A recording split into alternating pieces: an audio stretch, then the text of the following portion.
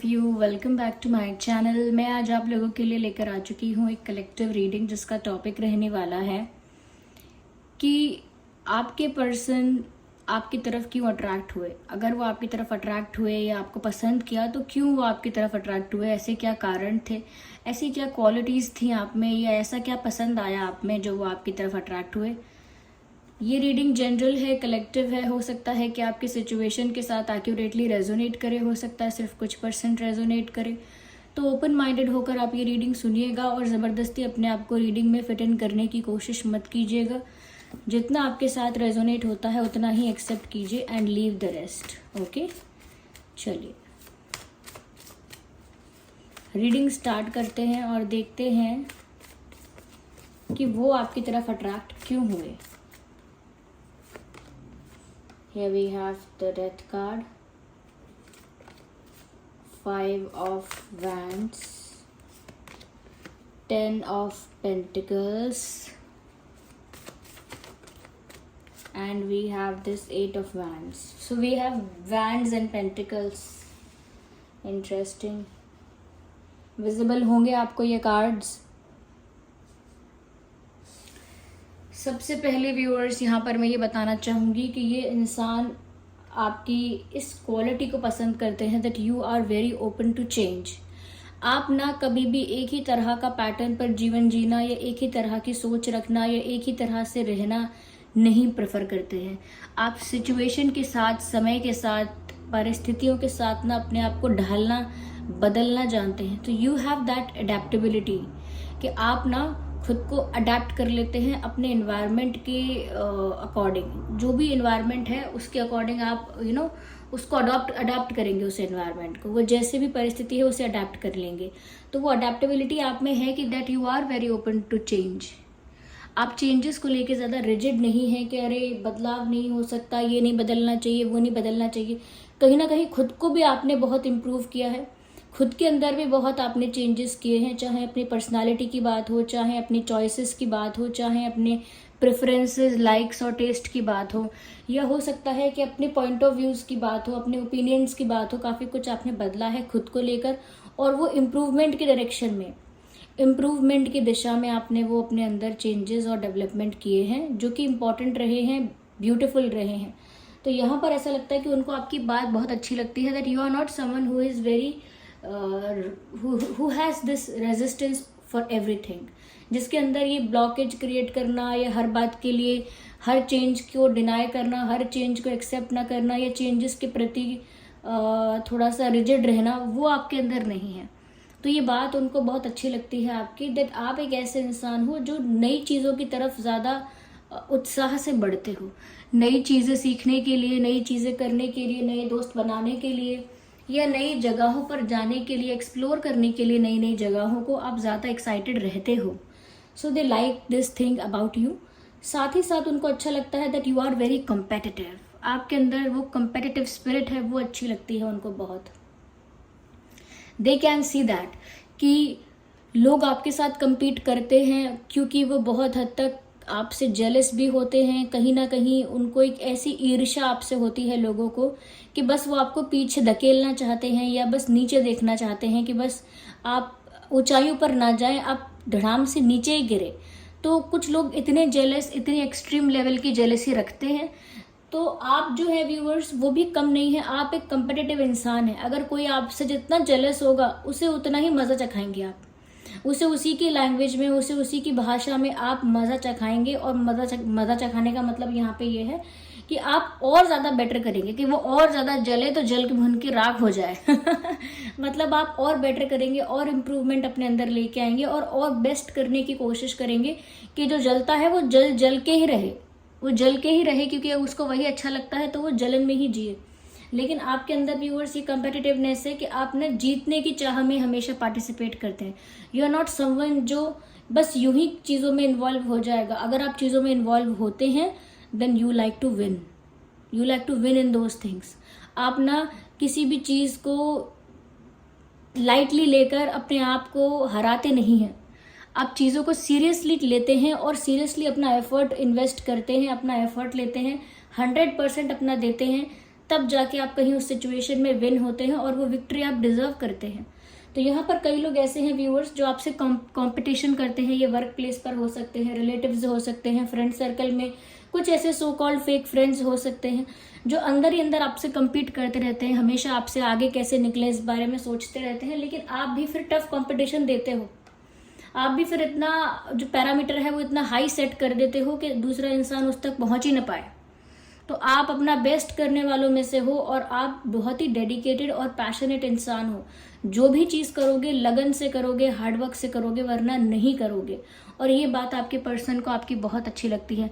कह नहीं सकते कि उन्होंने ये दूसरों से सुना है कि आपके अंदर ये चीज़ सामने से देखी है, लेकिन उनको ये दिखता है कि लोग आपसे क्यों जेलस होते हैं। उनको दिखता है कि आपके अंदर कितनी कॉम्पिटिटिवनेस है, आगे बढ़ने का कितना जुनून है, कितना उत्साह है आप में। और वही चीज़ दूसरों को और जेलस करती है कि अगर आप जलते हो तो जलते ही रहो, एक काम करो, इसी आग में रहो, जलन की आग में। तो आप उल्टा उन्हें उसी जगह पर वापस खड़ा कर देते हैं जहां से वो आपके साथ compete करने की कोशिश कर रहे होते हैं। साथ ही साथ viewers, that you are someone who is very complete and very abundant when it comes देखिए, सिर्फ फाइनेंसेस की बात नहीं है यहाँ पे। आप एक ऐसे इंसान हैं जो अपने आप में कंप्लीट है। कभी आपने किसी के साथ के लिए, किसी के संग के लिए डेस्परेशन नहीं दिखाया है, ना ही किसी ग्रुप में, किसी फ्रेंड सर्कल में फिट इन होने के लिए आपने अपने चॉइसेस को, अपने पॉइंट ऑफ व्यूज को सेक्रीफाइस किया है कि मेरा मानना तो कुछ और है लेकिन ये ग्रुप के लोग कुछ और मानते हैं, तो चलो इनकी बातों में हाँ में हाँ मिला देते हैं, कम से कम इनके ग्रुप में शामिल तो होंगे। वो चीज़ आपने कभी नहीं की है। You are very complete in your own space. आपको किसी की ऐसी ज़रूरत नहीं पड़ी है कभी कि आपने खुद को ही उसमें खो दिया हो। तो आप एक ऐसे इंसान हैं साथ ही साथ जो फाइनेंसेस को बहुत मैनेज करके चलते हैं। ऐसा नहीं है कि पैसे बर्बाद करना, शॉपिंग पसंद है तो बर्बाद करना, या फिर उड़ा देना चीज़ों को, पैसों को, जो भी आपने अर्न किया है, सेव किया है, वो सब चीज़ों को यूं ही वेस्ट कर देना। आप एक बहुत ही कैलकुलेटिव इंसान भी हैं। जो भी आप करते हैं उसे ऐसे करते हैं कि आपका फ़ायदा हो उसमें। फाइनेंसेस की बात अगर हम करें, करियर की बात अगर हम करें, कि जो भी आप करते हैं उसमें फ़ायदा ढूंढ लेते हैं। और ये इस नज़रिए से नहीं कि आप बहुत स्वार्थी हैं या सेल्फिश हैं, अपना फ़ायदा देखते हैं। आप उस काम को उस तरह से करेंगे जहां आपका फ़ायदा हो, smartly. So you have that smartness, you have that intelligence और स्मार्टनेस कि आप जो भी करेंगे ना उसमें फ़ायदा कैसे निकल सकता है वो आपको समझ में आ जाता है। तो कहीं भी अगर इन्वेस्ट करते हैं कुछ, कहीं भी जॉब करते हैं, कहीं भी कोई करियर परस्यू करते हैं, वहाँ पर आपको कैसे आगे बढ़ना है, कैसे अपना फ़ायदा करवाना है, कैसे आपको लाइफ में उस जगह पर, पोजीशन पर पहुंचना है जिस पोजीशन पर आप पहुंचना चाहते हो। तो उसके लिए क्या क्या एफर्ट लेने पड़ेंगे, किस किस चीज़ों पर ध्यान देना पड़ेगा, कहाँ इन्वेस्ट करना है, कहाँ नहीं इन्वेस्ट करना है, कहाँ एक्सपेंसेस करने हैं, कहाँ नहीं करने हैं। तो ये बहुत स्मार्टली और इंटेलिजेंटली करते हो आप। ये जो बात है आपके पर्सन को बहुत अच्छी लगती है आपकी, कि बहुत ही स्मार्ट फाइनेंशियल डिसीजंस लेते हो और फाइनेंशियली बहुत ज़्यादा वेल आप कर रहे हो। You are doing well in finances, कि आप स्ट्रगल भी नहीं कर रहे हो और आप कह सकते हैं कि वेस्ट भी नहीं कर रहे हो। You are just handling and managing the finances very well. आप बहुत अच्छे से मैनेज कर रहे हो, बहुत अच्छे से हैंडल कर रहे हो अपने फाइनेंसेस को। साथ ही साथ that you are a family person. आप फैमिली को ज़्यादा इंपॉर्टेंस देते हो एज कम्पेयर टू बाहर के लोग। आप परिवार को ज़्यादा वक्त दोगे, परिवार के लिए सेक्रीफाइसेस भी करोगे, परिवार के लिए बहुत हद तक जाओगे, फैमिली के लिए आप। तो फैमिली के लिए आप बहुत डिवोटेड और कमिटेड टाइप के इंसान हो और वो बात आपके पर्सन को बहुत अच्छी लगती है। आज के समय में जहाँ लोग परिवार को भूलते जा रहे हैं, अपनी पर्सनल लाइफ में इतना ज़्यादा खो गए हैं कि फैमिली वैल्यू क्या होती है, फैमिली की इंपॉर्टेंस क्या होती है और फैमिली को खुश रखना क्या होता है, उसमें क्या खुशी होती है, वो सब भूल गए हैं लोग। लेकिन आपके लिए आज भी फैमिली बहुत इंपॉर्टेंट है। अगर आपकी फैमिली के बारे में कोई कुछ बोलेगा, आप अपना डिसएग्रीमेंट, डिसअप्रूवल या फिर अपना गुस्सा है वो वहीं पर शो करेंगे, वहीं पर जताएंगे, बताएंगे कि आपको ये बात अच्छी नहीं लगी है, क्यों अच्छी नहीं लगी है, क्या प्रॉब्लम है, सब कुछ वहीं की वहीं क्लियर करेंगे। तो आप अपनी फैमिली के खिलाफ भी नहीं सुन सकते, फैमिली के लिए बहुत हद तक जा सकते हैं, काफ़ी कुछ सेक्रीफाइस कर सकते हैं, बड़े स्टेप्स ले सकते हैं, फैमिली के लिए ज़रूरत से ज़्यादा हार्डवर्क कर सकते हैं और फैमिली वैल्यूज़ को प्रोटेक्ट करने के लिए आप हमेशा तत्पर रहते हैं, रेडी रहते हैं कि मेरी फैमिली वैल्यूज़ ये हैं, मेरी फैमिली की इज्जत पर आंच ना आए, मेरी फैमिली की जो ऑनर है वो हमेशा मेंटेन रहे, मेरी फैमिली का, मेरे पेरेंट्स हमेशा प्राउड फील करें, वो सब चीज़ों पर आपका ध्यान हमेशा रहा है, जो आपको एक अच्छा सन या अच्छा डॉटर बनाता है, एक अच्छा बेटा बेटी जो होना चाहिए वैसे। साथ ही साथ व्यूअर्स, आपके पर्सन को आपके कम्युनिकेशन स्किल्स बहुत अच्छे लगते हैं। The way you talk it impresses everyone.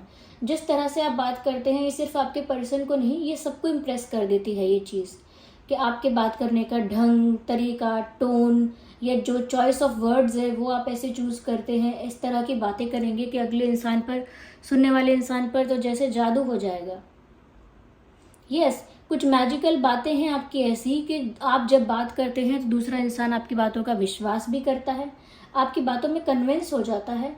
और अब क्योंकि आपकी बातें इतनी प्योर और इतनी जेन्युइन साउंड करती हैं, क्योंकि आपका कम्युनिकेशन ऐसा है, या हो सकता है आपकी टोन इस तरह की है, या बात करने में बहुत मिठास है, बहुत पोलाइटनेस है, कि लोग चाह के ना चाह के भी आपकी बात का विश्वास करेंगे, आपकी बात से कन्विंस हो जाएंगे। तो ये चीज़ यहाँ पर आपके पर्सन को आप में बहुत अच्छी लगती है, बहुत पसंद आती है। Ignore the background noise of coughing.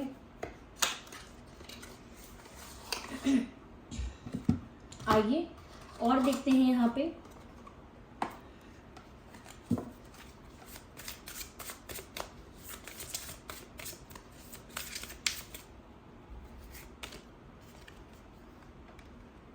कहीं ना कहीं आपकी एक इमोशनल साइड है, लेकिन वो एक सीक्रेट साइड है। आप इमोशनल और सेंसिटिव तो हैं, लेकिन सबको दिखाते नहीं हैं। अंदर से नारियल जैसे हैं। बाहर से थोड़े सख्त हैं, अंदर से थोड़े नर्म हैं, ज्यादा लोगों को शो नहीं करते आप। I am sorry for my throat.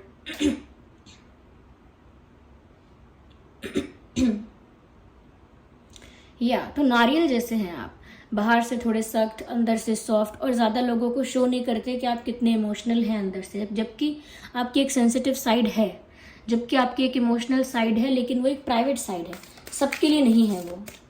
तो ये बात आपके पर्सन को अच्छी लगती है, that you are very emotional and pure when it comes to love. जब बात प्यार की आती है तो आप बहुत ही सच्चे और अच्छे लवर हैं, यानी कि जैसे आप अपनी फैमिली को ट्रीट करते हैं, फिर वैसे ही अपने लवर को भी ट्रीट करेंगे, अपनी फैमिली की तरह, बिल्कुल अपना मान के, बिल्कुल प्योरली ट्रस्ट करेंगे, जेन्युइनली उन पर भरोसा करेंगे और जेन्युइनली उनको प्यार भी करेंगे। तो आप एक अच्छे लवर हैं, क्योंकि आप अपने पार्टनर को सिर्फ एक बाहर का आदमी नहीं समझेंगे कि बाहर का आदमी है या बाहर की लड़की है, एक बाहर वाला आउटसाइडर है, नहीं। उनको फिर अपनी फैमिली की तरह ट्रीट करेंगे, उन्हें अपने परिवार का मेंबर की तरह ट्रीट करेंगे। ये आपके अंदर वो प्रेम है कि दूसरे को अपना बना लेंगे, तो ऐसे बनाएंगे अपना कि जैसे वो बिल्कुल अपने परिवार का हिस्सा ही हो।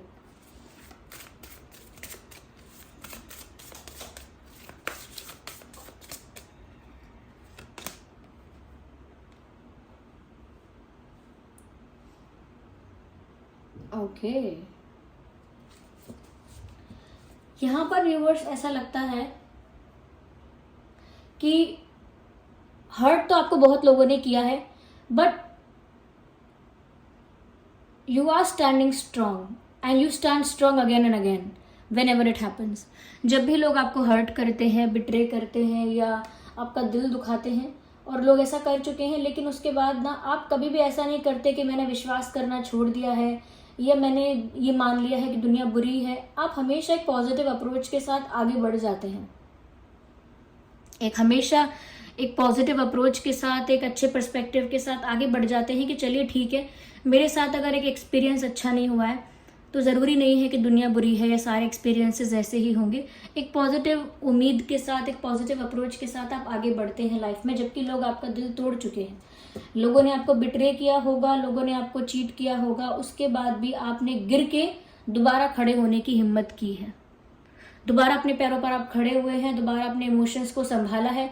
शायद इसी वजह से कारण ये हो सकता है कि आप अपने इमोशंस को और अपने अंदर की सेंसिटिविटी को छुपा के रखते हैं, ज़्यादा जाहिर नहीं करते, क्योंकि आपको लगता है अगर किसी को पता लग जाएगा कि मैं इतनी इमोशनल या इतना इमोशनल हूँ तो लोग इसका फ़ायदा उठाएंगे, और आप नहीं चाहते कि लोग इस साइड का, आपकी इस बात का फ़ायदा उठाएं। इसीलिए शायद आप अपने इमोशंस को थोड़ा सीक्रेट, थोड़ा प्राइवेट रखते हो।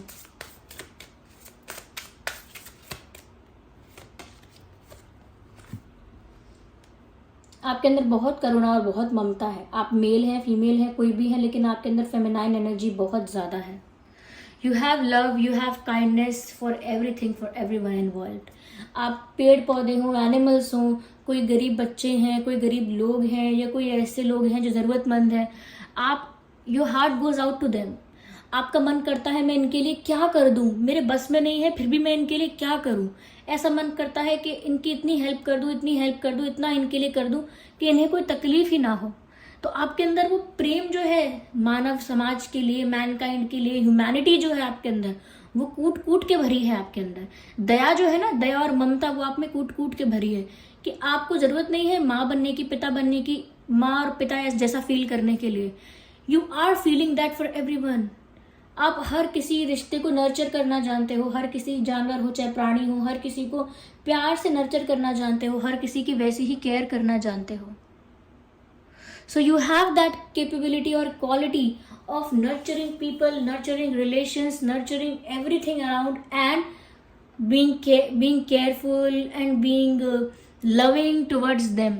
हमेशा प्यार और चिंता और केयर रखना दूसरों के लिए क्या कर ना जाए, क्या कर दें ऐसा, या क्या ऐसा कर गुजरें कि दूसरे का काम हो जाए, दूसरा तकलीफ में ना है, दूसरे इंसान को जो भी तकलीफ है, जो भी पेन है, वो सब मिट जाए उसका।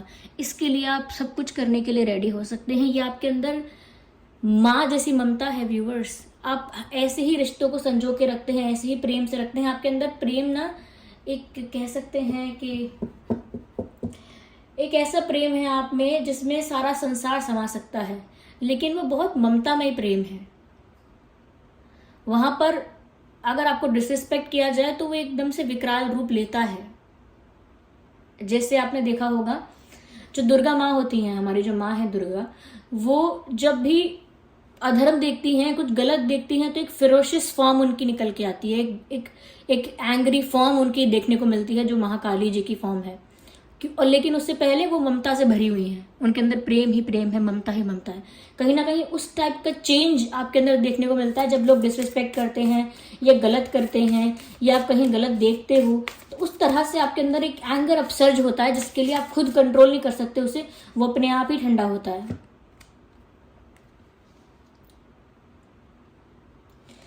यहाँ पर ऐसा भी लगता है viewers that you are very beautiful.